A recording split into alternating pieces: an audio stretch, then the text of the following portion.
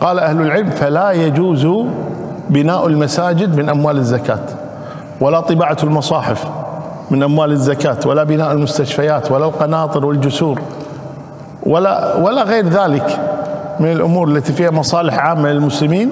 هذه تؤخذ من الصدقات العامة ولا تؤخذ من الزكاة. مدرسة كذا كل هذا لا يجوز يعني أخذها من الزكاة، وإنما الزكاة للناس أنفسهم، لأشخاص بأعيانهم، فقراء مساكين عاملون عليها، مؤلفة قلوبهم، في الرقاب، غارمون في سبيل الله، ابن السبيل، لبشر تعطى، لا تعطى للحجارة، لا تعطى لبناء مسجد، لا تعطى لبناء جسر، لا تعطى لبناء مستشفى، لا تعطى لمدارس أبدا. أقصد مدارس، بناء مدارس، فهذا لا تعطى لهم الزكاة، وإنما تعطى الزكاة، لا تعطى لها الزكاة، تعطى الزكاة لهذه الأصناف الثمانية، لأنه قال إنما الصدقات للحصر، فمحصورة بهؤلاء أو بهذه الأصناف الثمانية التي ذكرها الله تبارك وتعالى في كتابه العزيز. Baiklah pemirsa Salam TV yang dimuliakan oleh Allah Subhanahu wa taala. Tadi Syekh Utsman Al-Khamis juga menjawab pertanyaan ya dari jamaah beliau. Pertanyaannya, apakah boleh membangun masjid atau rumah sakit dan juga mencetak mushaf dari zakat seperti itu?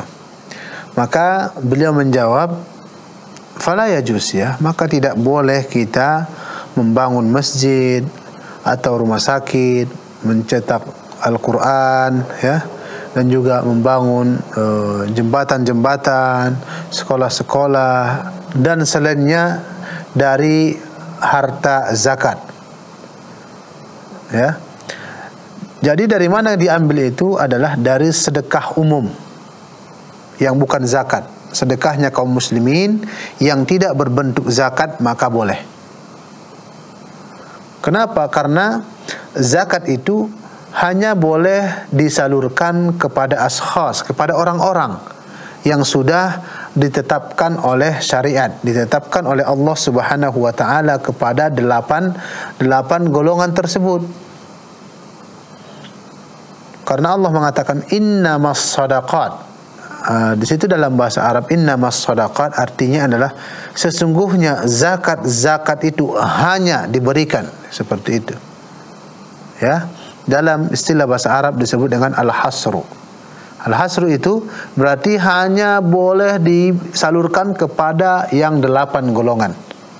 Karena shadaqat maknanya di sini adalah zakat, bukan sedekah umum.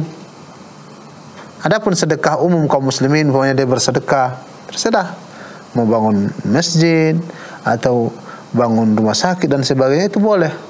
Umpamanya dia mengatakan kepada suatu lembaga, saya bersedekah ke lembaga ini, terserah mau disalurkan apa, maka itu boleh, itu namanya sedekah umum.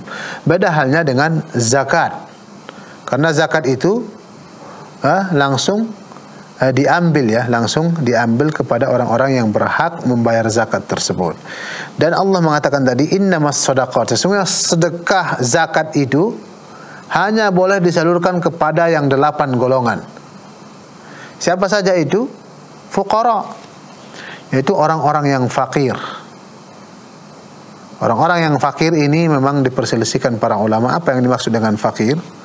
Sebagian mengatakan adalah orang yang betul-betul sangat miskin, dia bekerja sehari tidak mencukupi kehidupannya, seperti itu, tidak mencukupi kehidupan dia dan juga kehidupan siapa yang dia nafkahi, ya, tidak mencukupi. Begitu juga yang kedua, masakin.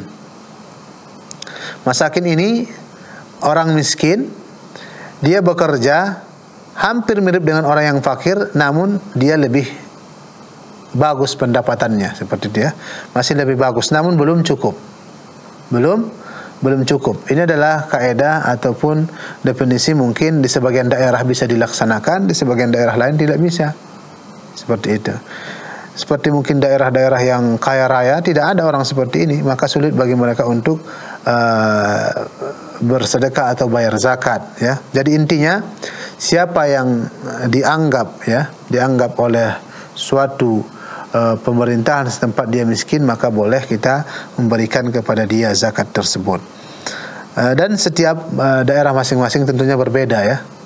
Jika ada satu daerah tersebut semuanya sudah punya mobil, rumah umpamanya, maka dilihatlah orang yang paling miskin, kebiasaan orang di situ bagaimana. Mungkin yang hanya punya satu kendaraan, karena semua orang punya kendaraan 10, 20 umpamanya. Maka kemana mereka bersedekah jika tidak memungkinkan ke daerah lain atau ke negara yang miskin, maka boleh bagi mereka tetap bersedekah di negara mereka, seperti itu ya. Yang pertama tadi fuqara, orang fakir, yang kedua adalah orang miskin, kemudian yang ketiga adalah al-amiluna 'alaiha. Apa itu? Orang yang amil zakat, yang bertugas menarik zakat dari kaum muslimin. Jadi tugas amil zakat ini adalah bergerak ke rumah-rumah. Ya, bergerak ke rumah-rumah seperti yang dilakukan di zaman Rasulullah, dan juga saat ini adalah negara Saudi. Ditentukan siapa ambil zakat itu, maka dia keliling ke rumah-rumah. Dia cek harta orang tersebut. Yang mungkin punya gembalaan kambing, berapa jumlah kambingnya? Dihitung. Ya, dihitung. Jika mencapai nisab dan juga sudah sampai setahun, maka dikeluarkan zakatnya, seperti itu. Dan juga keliling ke rumah-rumah orang kaya. Ditanya berapa simpanan emasnya. Jika mencapai 85 gram dan juga sudah sampai setahun, maka dikeluarkan zakatnya. Itulah kerja amil zakat. Memang dia bekerja, harus bekerja. Yang tidak bekerja tidak dibenarkan. Ketika dia bekerja tentunya mengeluarkan tenaga, pikiran dan sebagainya. Kemudian mu'allafah qulubuhum, yaitu orang-orang yang mu'allafah qulubuhum, yang kemungkinan besar bisa ditarik hati mereka masuk Islam ya. Untuk melunakkan hati mereka agar mereka mau masuk Islam, yaitu orang-orang yang non-muslim umpamanya, maka boleh diberikan kepada mereka zakat. Kemudian yang kelima ar-riqab, budak, boleh diberikan dia zakat agar bisa dia memerdekakan dirinya, agar dia memerdekakan dirinya dengan membayar tuannya, dibayar umpamanya. Kemudian al-gharimun, gharimun adalah orang-orang yang berhutang. Jadi orang-orang yang berhutang dibolehkan disalurkan kepada mereka zakat. Kemudian yang keenam fi sabilillah, yaitu untuk di jalan Allah. Ya, di jalan Allah itu boleh. Seperti membantu saudara-saudara kita yang mungkin di Palestina dan sebagainya ya. Kemudian ibnu sabil, orang yang kehabisan bekal dalam perjalanan. Kehabisan bekal di dalam perjalanan, pokoknya dia merantau. Walaupun aslinya dia kaya, namun dia merantau umpamanya, atau melakukan perjalanan, uangnya dicuri. Uangnya dicuri pencuri umpamanya, dan dia tidak punya apa-apa. Padahal di kampungnya dia orang kaya. Boleh diberikan zakat kepada dia. Jadi intinya zakat itu tidak boleh kita gunakan untuk membangun masjid, membangun rumah sakit, mencetak mushaf, membangun jembatan dan sebagainya. Kenapa? Karena memang zakat itu diperuntukkan oleh Allah Subhanahu wa taala hanya untuk ashkhas, hanya untuk orang-orang atau golongan tertentu, tidak boleh keluar dari golongan yang 8 tadi.